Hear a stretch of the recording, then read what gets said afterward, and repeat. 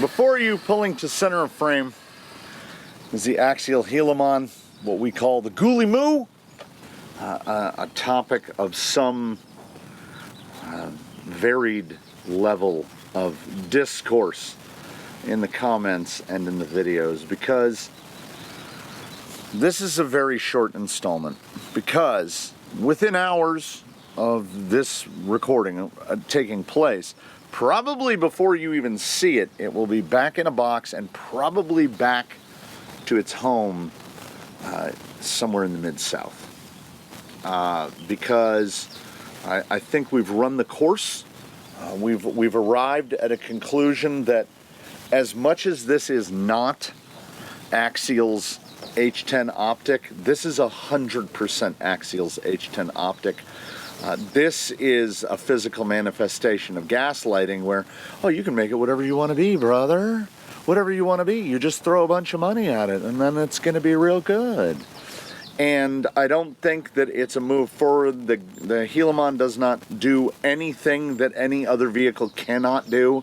It relies on a thing called capacity of scale, which is, it will do things like head up slick rock like this with no effort at all, because it is a 365 millimeter wheelbase and it's on 575 ruptures. If you take anything, cobble something together, we've done it here, with a 365 millimeter wheelbase and 575 ruptures, and you will do the very same thing. It is capacity of scale.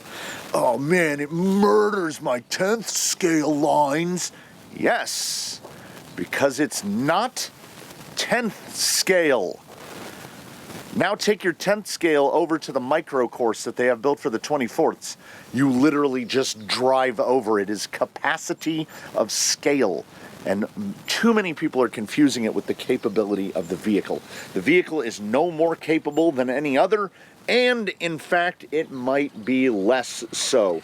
The only reason that we're here today is because this is preparing to move the canyon, and the Ghoulie Moo can do this. There's dig, and it's trying to dig on an uneven surface, and I have let go of the button. So to unlock the rear axle, sometimes if you let off the throttle, that's enough. Sometimes it isn't. Sometimes what you have to do is hear the click, now we can go. Why is this relevant? Because that vehicle is now fitted with a Reefs 179. Performing the ASD operation on the unit that is installed in the gearbox.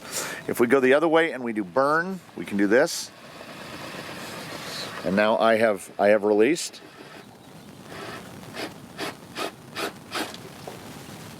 Click, and now it works. Because the problem is not the torque provided by the servo. It's got line lock. The problem is the design. What they did with the double yoke is, it is two basically pen springs which control the ASD unit's ability to disengage from a locked position. So when I lock it to burn and I go like this, well, that's dig, okay. Now the servo has stopped pressing on it, but the servo generates X amount of kilograms, X amount of ounce-inches of torque, and the only, and that's plenty to move that shaft. But how much force do you think is being exerted on that mechanism through torque multiplication? Because those big 575-inch tires travel through drive shafts to the center, to the ring and pinion, and then up the drive shaft, and then into the gearbox, and then into the part with the ASD, where two little pen springs are tasked with unlocking that. Can we get the click? Of course we can. It is mechanically incorrect. Those springs, you will have to make them stronger and stronger and stronger, and because the torque force keeps multiplying as we go through the chain, though that tire, when locked, is applying so much torque, that little spring is never going to unlock it. Click. So what it is a very expensive, very faulty mechanism.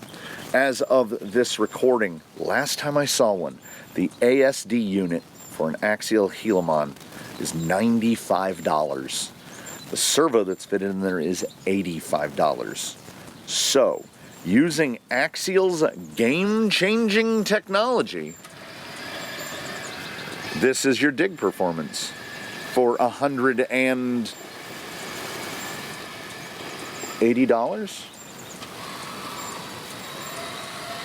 If you have to use reverse to disengage the mechanism, there was no point in the mechanism being there at all. I like the idea of a cutting brake. It almost translates from full scale to small scale. It's fun. The Yikong 4107 does it right. That thing is a hoot. This is not a hoot. As soon as I let that go,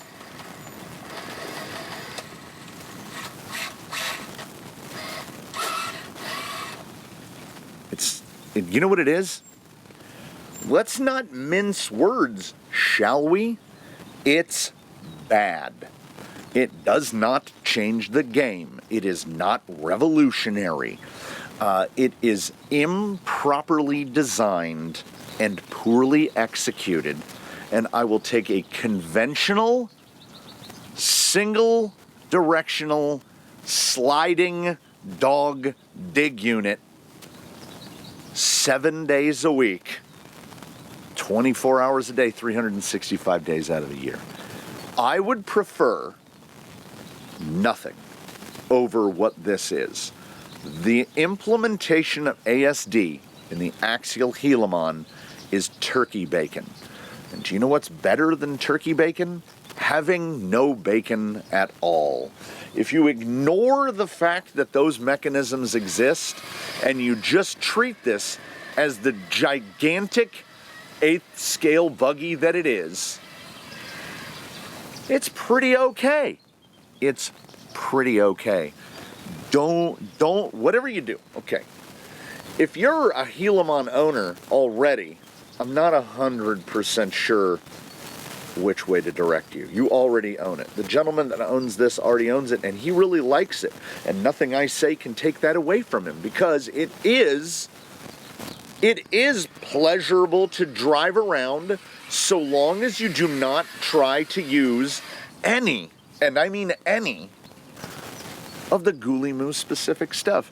ASD is, in my estimation of time having done this and driven nearly every gearbox Axial has ever made, the implementation of ASD can be referred to only as a failure. It does not work. Because if we're going uphill and we go to burn, click, clack, gravity. So if we do this, front end is locked, and as soon as I let it go, it unlocks. Gravity. You should not, and the same applies to dig. We go to dig, we dig, we're going downhill, we're dug. As soon as I let it go, oh no, we didn't. Clack. How about if we get it out on the face? There we go. If you're using dig while traveling down a 45-degree slope, it will indeed disengage. Putting in a much more powerful, there's a lot more quality of life to that fast servo. You can't fix it. You can't fix it. So, if you have a Gilamon, honestly, realistically, it doesn't need much. The tires that come with it are not suited to the vehicle, nor its amount of underdrive, overdrive at all. My recommendation and my takeaway in the final appearance here of probably the Gilamon in its entirety, and at the very least of this one specifically, is if you just gotta have it. You see it and you gotta have it. Put some big 575 tires on your choice of beadlocks. Put a more beefy steering servo, something 50 kg or up, direct power preferably. A Fusion 8 suits it perfectly, but it is $160. You can get away with the included power system. It's not terrible. I would recommend putting the underdrive portal gears in the front. End of list. Anything else you do, approach it cosmetically. Change the panels, change the colors, do whatever. The shocks are absolutely satisfactory. The axles work great as long as you never touch ASD. Lock it out, never think about it. I mean, I don't like what the Gilamon represents as a movement and statement of the industry. That the buy-in point is $600, and not only is it incomplete, but we didn't design it correctly. However long they spent designing it was either too long or not long enough, depending on how you look at it. You can build this better for less. I'm not sorry for that. I have no hand in it. I didn't do it. So let the chips fall where they may. I 100% look forward to seeing you in the comments below. I thank you for joining me here in the canyon. Look at the low speed control. This is a DX3. You saw it. It's still a DX3 radio. Look at the low speed out of that Fusion 8. What are the best parts about the Gilamon, including that one right there?